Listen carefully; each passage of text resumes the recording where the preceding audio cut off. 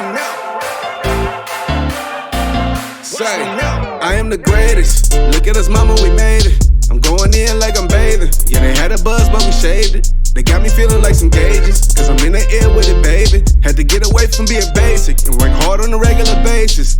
I'ma let them talk till it's my time and I ain't gon' say shit. Give them bars like cages, and they still got a few more cases.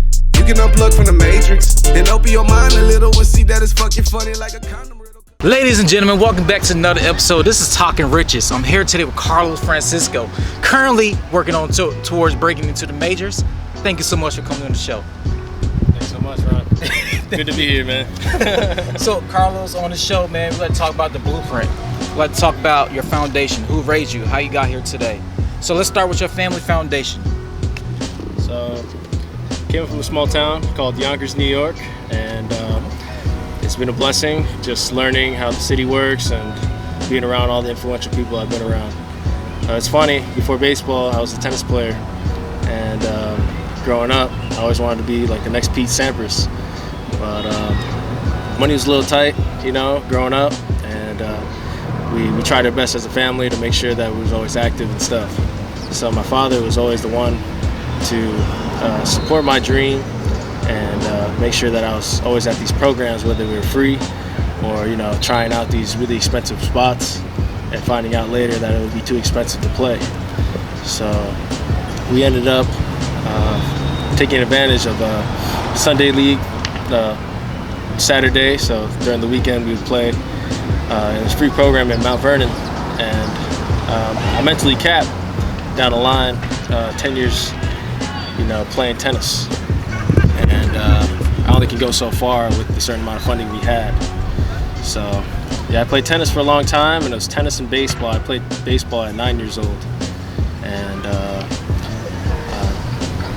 I hit a rough patch breaking into the league of Little League because I wasn't from that neighborhood. So what my father did 2 years down the line when I wasn't playing is to get the maximum amount of playing opportunity. He became a coach for 2 years, and he was there with me ever since. He got me my first starting opportunity, and it started my craze with making the major leagues and believing that, you know, what my father saw in me slowly down the line. He had an Army background, and Nice. he was going to be a lieutenant of his Army team per se. Okay. And yeah, long story short, my mom, when she was pregnant, said, "Don't go to war. You know, we need you at home." And ever since then, he got a financial advising job to always be there when I needed him. So it was really cool. The flexibility, he showed me the flexibility of being in the business and being with family when it's time to be with family, and being with giving everything he had in the business. So yeah, that was really cool. So And, you as a kid, right? You're dreaming. You know, you're laying in your bed, and you're thinking, you know what? I want to play Major League Baseball one day. When the next day that you woke up, what was the first thing that you think that you should do? man, we've been dreaming about making a big stage, whether it was tennis or baseball, for the longest time. And it wasn't until college that I made a decision to pick one sport, and I ended up picking baseball. In high school, I had an opportunity to play with the all-time hits record leader, the fourth-time all-time hits record leader of Fordham University, James Sisko, and he took me under his wing and gave me a lot of free time, and kind of believed in my ability to be hungry in the sport. So kind of transcended into, with my father's background of being in the Army, and my coach, James Sisko, just giving me a lot of mental confidence. I was able to really make the dream happen. So that's why a lot of people, if they didn't get drafted from college, they usually stop. I had a lot to prove, so I just used that foundation. Nice. So that mental battle, right? Every day, okay, I'm working hard, it's not happening yet. I'm working hard, I'm inching closer now. Now I'm seeing some sort of rolling, some sort of snowball effect. So for that part, what is the mental battles that you kind of face every day? mental battle of, so like, I always had a full confidence I was going to make the major leagues, but I didn't know how to get there. That was a big thing in New York, is to train hard and not really know where your route is going to be. So I ended up harnessing all my willpower of not playing early on and then as a youth player and not being the first pick. I wanted to make sure that I was I forgot. But maybe we can rerun that one. Yeah. The mental battles I faced throughout my career right now to Continue to pursue the major leagues. And why am I in it so long? Yeah, and you were saying that like you want to make it to the MLB, but you didn't know how to get there. Yeah. So you kind of had to, like, you know, face the mental battles of, like, Yeah. So as a collective, just chasing the major leagues. Growing up, I always knew that I was gonna make it. Even to this day, I knew I was gonna make it. So, you know, I would run around Yonkers, thinking that wherever I ran, I would just try to beat a mental battle. One mental battle at a time, whatever I set my mind to, whether it was running from Yonkers all the way to White Plains or running all the way to the tennis court just to get some extra reps in with these old players. Playing tennis with those guys can't really run. These guys are like 50 to 60 years old, and just seeing how well they're able to place the ball and play and get to every ball they can. They know their distance that they can cover. So I learned a lot just playing with them. But before I played with them, I would run all the way, maybe 4 miles just to get there and make sure that I had all my gear and just made it work. So I was able to adopt the ability of being consistent, because hanging around these older guys, they pushed along a foundation of consistency. So that was interesting. Nice. Yeah. So dedication, right, is important. So if a kid walk up to you right now like, hey Carlos, I want to be in Major Leagues one day. I want to be a baseball player just like you, right? So what would you tell the kid on training wise, mental wise, and physically? What's the first step they should definitely take to step in your shoes where you are today? Biggest battle of mental confidence is just learning how to stick it out, even though it goes your way or it doesn't. Understanding the idea of what it takes to be successful, feeling failure, and feeling the highs of winning, the highs of getting a task right. Time and time again, you continue to do the right thing instead of getting your reps, doing the reps the right way. That goes a long way in your career. So every time you stick it out, no matter how long it takes, could take 3 months, could be 2 weeks, or it could be that day. Sticking it out until that task is done. That is the true approach to, I guess, building longevity in your career. So what do you think about failure and how people use failure to actually gain success? What lessons that they should actually learn from, taking a risk? Some people don't want to take risks because they're afraid to fail. And what can you say about that? Taking calculated risk.